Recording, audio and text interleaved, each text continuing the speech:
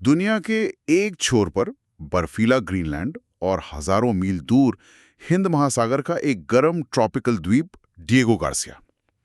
सुनने में लगता है कि इनमें कोई कनेक्शन हो ही नहीं सकता। बिल्कुल। लेकिन आज हम जिस वीडियो की चीर फाड़ करने वाले हैं वो बताता है कि इन दोनों जगहों की किस्मत एक दूसरे से जुड़ी हुई है और इस कहानी के केंद्र में है अमेरिका के पूर्व राष्ट्रपति डोनाल्ड ट्रंप और भारत की सुरक्षा। और ये कहानी किसी दूर की दुनिया की नहीं है।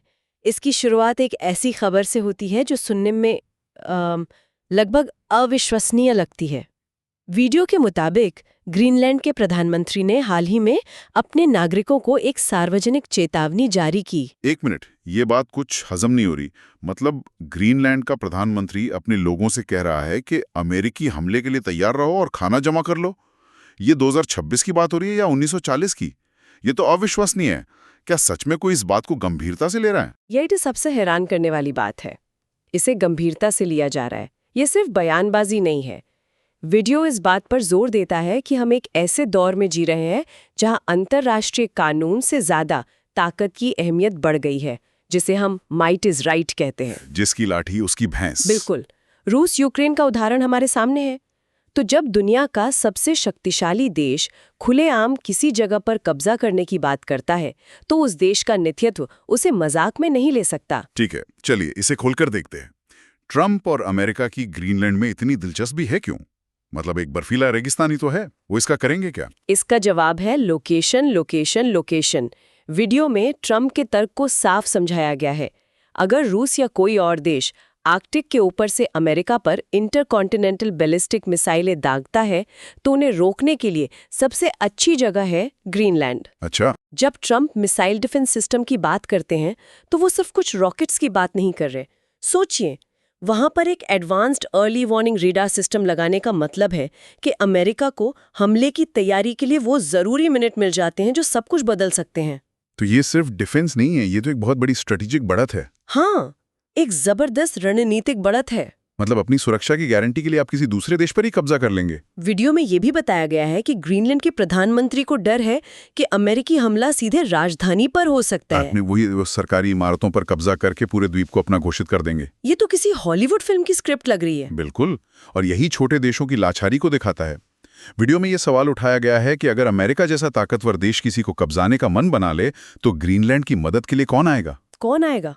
वहां फ्रांस की कुछ सेना तैनात जरूर है, लेकिन अमेरिकी फौज के सामने वो कहां टिक पाएगी? शायद कोई नहीं। और यहीं से ये कहानी एक ऐसा मोड़ लेती है जो हमें आर्कटिक की बर्फ से निकालकर सीधे हिंद महासागर की गर्मी में ले आती है। हाँ, ये कनेक्शन मुझे समझना है। ग्रीनलैंड पर कब्जे की बात तो अपनी सैन्य ताकत बढ़ाने के लिए है, लेकिन वीडियो इस कहानी को एक बिल्कुल ही अलग मोड़ देता है ना। वो इसे हिंद महासागर के एक द्वीप डिएगो गार्सिया से जोड़ता है। ये कनेक्शन क्या है? ये कनेक्शन ट्रंप की सोच में छिपा है। उनका तर्क बहुत सीधा है। वो कहते हैं कि अमेरिका हिंद महासागर में अपना सबसे महत्वपूर्ण सैन्य अड्डा डिएगो गार्सिया खोने की कगार पर है। अच्छा। उनका मानना है कि इतने महत्वपूर्ण सैन्य अड्डे पर अपना नियंत्रण छोड़ना पूरी तरह से कमजोरी का प्रतीक है। वीडियो में उनके एक बयान का जिक्र है जहां वो कहते हैं कि इससे चीन और रूस जैसे प्रतिद्वंदी अमेरिका पर हंसेंगे। तो वो ये कह रहे हैं कि चूंकि हम एक बेस खो रहे हैं, इसलिए हम एक नया बेस, या यूं कहें कि एक पूरा का पूरा देश है, हासिल कर लेना चाहिए। हाँ, ताकि दुनिया में हमारी ताकत का संदेश जाए। एग्जैक्टली। ये एक पावर प्ले है।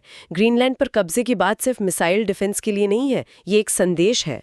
संदेश ये है कि अमेरिका अपनी सुरक्षा और अपने हितों के लिए जो जरूरी समझेगा वो हासिल कर लेगा, चाहे इसके लिए उसे अंतर्राष्ट्रीय नियमों को ताक पर ही क्यों ना रखना पड़े। तो डिएगो गार्सिया के नुकसान की भरपाई ग्रीनलैंड को लेकर करना चाहते हैं? हाँ, बिल्कुल। ठीक है, तो अब डिएगो गार्सिया पर फोकस करते हैं।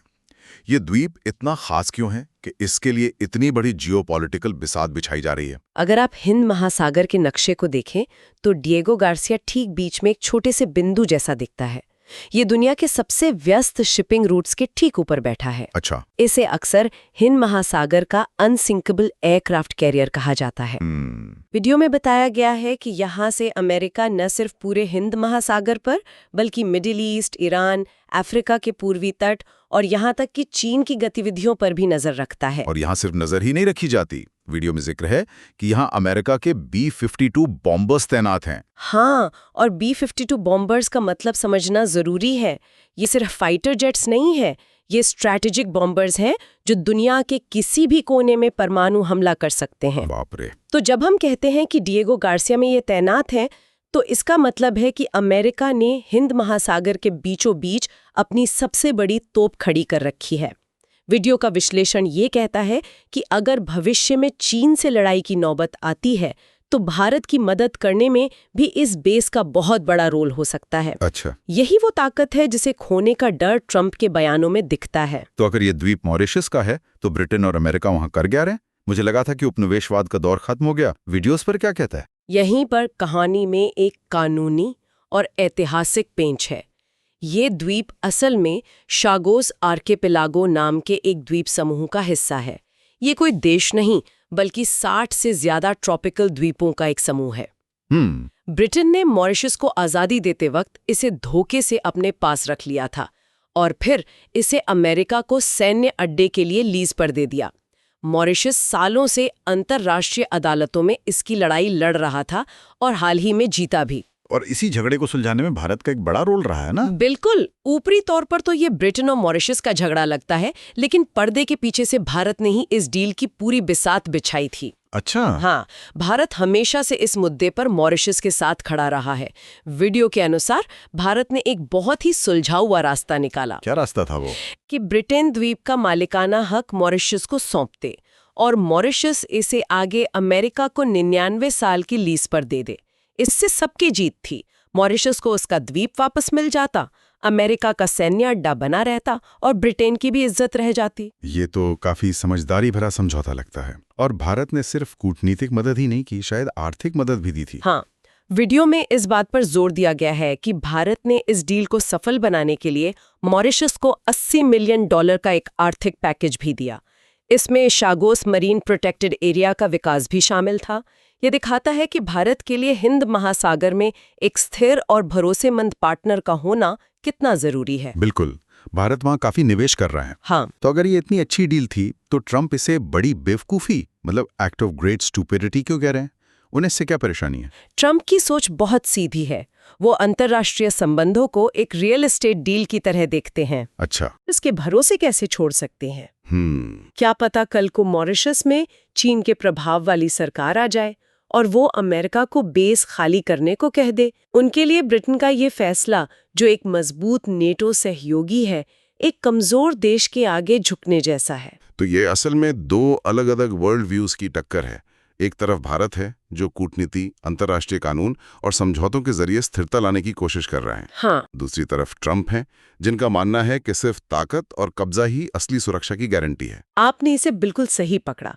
और ये सिर्फ बयानों की अस्थिरता नहीं है, इसका सीधा असर भारत जैसे देशों पर पड़ता है। भारत, जो अमेरिका के साथ मिलकर इंडो पैसिफिक में चीन को संतुलित करना चाहता है, वो ये सोचने पर मजबूर हो जाता है कि क्या अमेरिका एक भरोसेमंद पार्टनर है। सही बात है। अगर वो आज ब्रिटेन और मॉरिशस के साथ हुई डील से मुकर सकते हैं, तो कल को भारत के साथ हुए किसी समझौते का क्या होगा? ये एक भरोसे का संकट पैदा करता है। और वीडियो में दावोस में दिए गए ट्रंप के बयान का भी जिक्र है, जहां उन्होंने लगभग धमकी भरे अंदाज में कहा कि ग्रीनलैंड तो अमेरिका का ही हिस्सा है। हाँ, और ये भी कि अगर ये उन्हें नहीं मिला तो अमेरिका इस बात को भूलेगा नहीं। उन्होंने द्वितीय विश्व युद्ध का भी हवाला दिया, जिसे कि वो कह रहे हो कि हमने दुनिया को बचाया है और अब हम उसकी कीमत वसूलेंगे। हाँ, और यही बात इस पूरे मामले को और गंभीर बना देती है। आमतौर पर किसी देश में सरकारें बदलती हैं, राष्ट्रपति बदलते हैं, लेकिन विदेश नीति में बहुत बड़ा बदलाव नहीं आता। एक निरंतरता बनी रहती है। बिल्कुल, लेकिन ट्रंप का तरीका इस धारणा को चुनौती देता है। ये ऐसी अनिश्चितता पैदा करता है जो अंतर्राष्ट्रीय संबंधों के लिए बहुत खतरनाक है। दूसरे देश ये सोचने लगते हैं कि क्या अमेरिकी सरकार के साथ किया गया कोई भी समझौता टिकाऊ है भी या नहीं। तो अब आगे क्या? क्या ये सिर्फ बातें ही हैं या हमें सच में डिएगो गार्सिया पर अमेरिकी नीति में कोई बदलाव देखने को मिल सकता है? वीडियो इस बात पर जोर देता है कि अभी ये सिर्फ बयान और ट्वीट है। अमेरिकी सरकार की आधिकारिक नीति क्या होगी ये देखना होगा।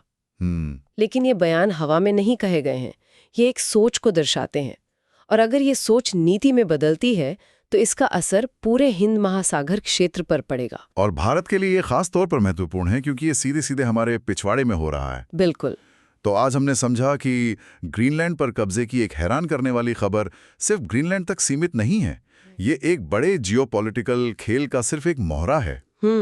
इस खेल की डोर सीधे हिंद महासागर में स्थित डिएगो गार्सिया से जुड़ती है, जिसके मालिकाना हक के विवाद में भारत और मॉरिशस सीधे तौर पर शामिल हैं। और ट्रंप का रवैया उन स्थापित समझौतों और कूटनीतिक जीत को चुनौती दे रहा है जिन्हें भारत ने बड़ी मेहनत से हासिल किया था। यह पूरी चर्चा राष्ट्रों के बीच की भू राजनीतिक शतरंज पर केंद्रित रही, लेकिन एक विचार छोड़ जाते हैं। बताइए। शागोस द्वीप समूह जहां डिएगो गार्सिया स्थित है, वहां कभी शागोशियन नाम के स्थानीय लोग रहते थे।